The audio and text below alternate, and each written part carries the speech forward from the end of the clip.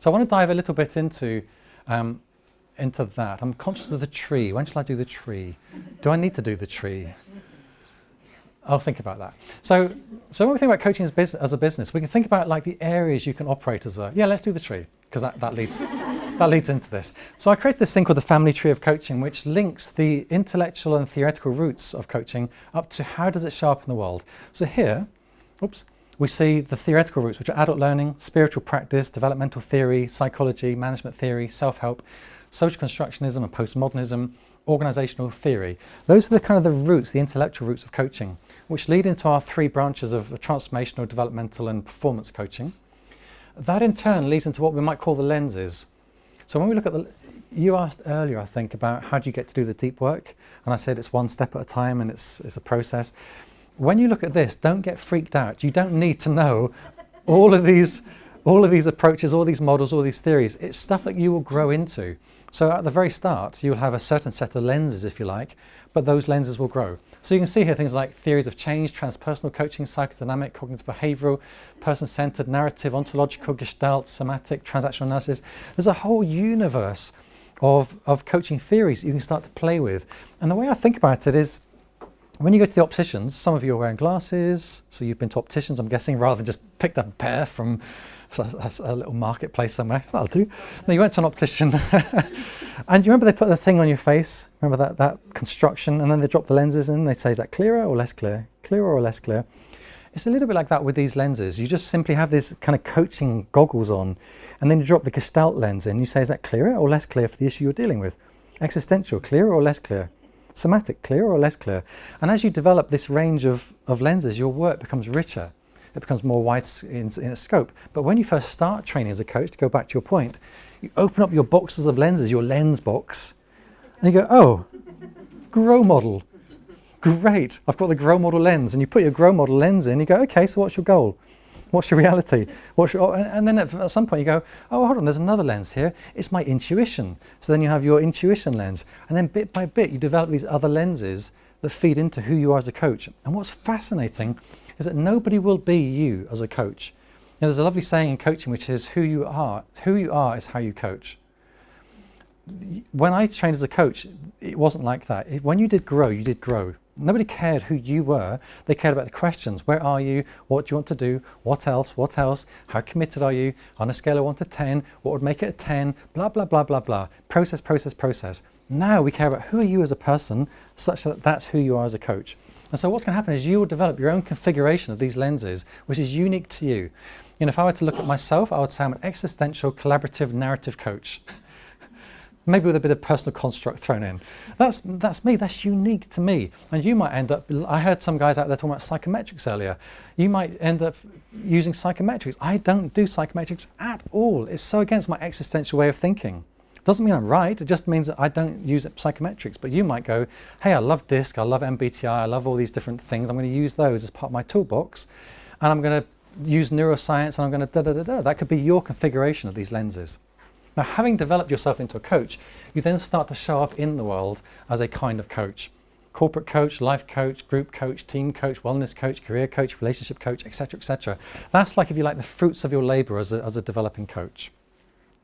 Make sense? I think, what I'd love to leave you with when it comes to this tree is just the richness of the environment you could enter in the coaching world. When I started as a coach, it was so unrich.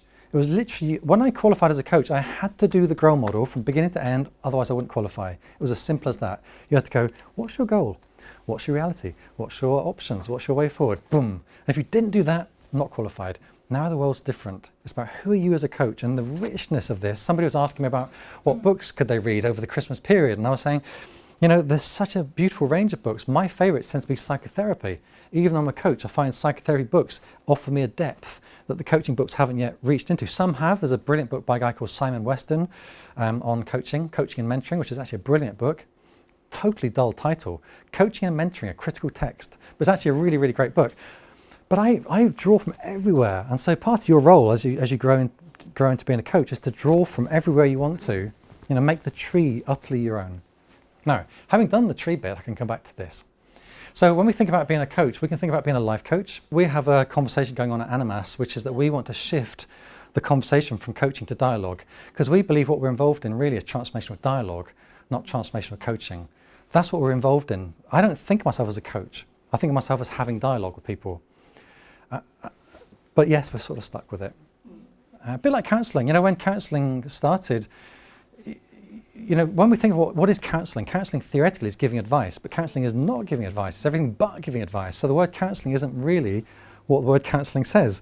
And I think that's what's going to happen with coaching, is we will redefine the word coaching so it no longer means that kind of here's how you should do things.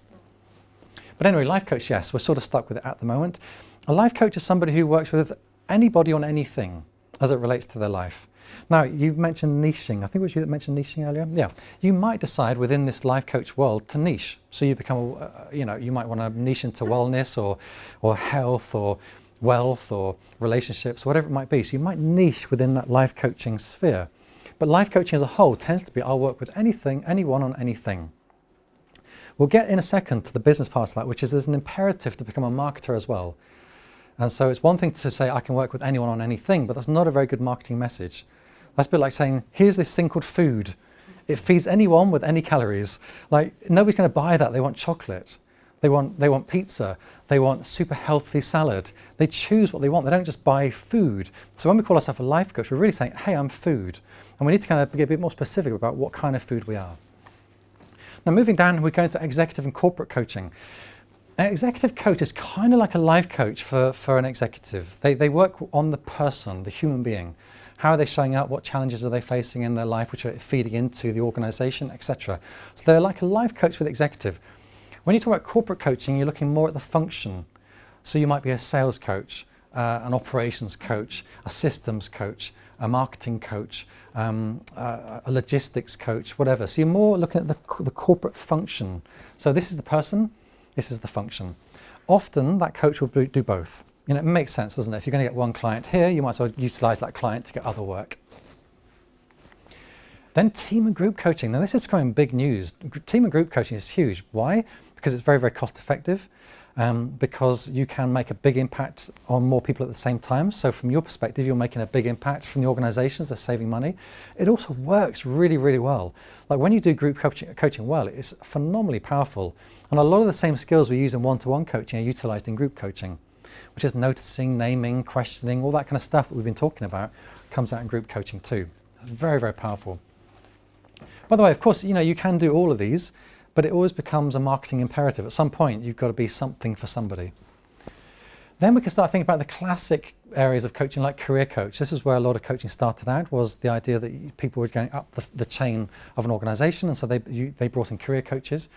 Then a coach therapist is becoming a big field at the moment. So you're a counselor, you're a therapist, you're adding coaching to your practice, and you're integrating it. Who asked me if they could go hand in hand? Was it? Yeah, I thought so. So as you can see, this is very much a growing field.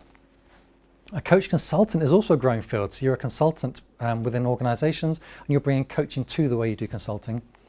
And the last one is a specialist coach. Wellness, parenting, relationships, youth, maternity, retirement, you name it.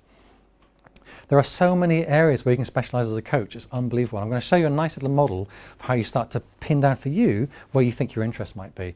But this is where, going back to your point, this is where the market is heading, which is, yes, you're using coaching skills, but you're using it in a particular niche market. A corporate coach definitely needs coaching skills, but they tend to bring a greater degree of expertise as well.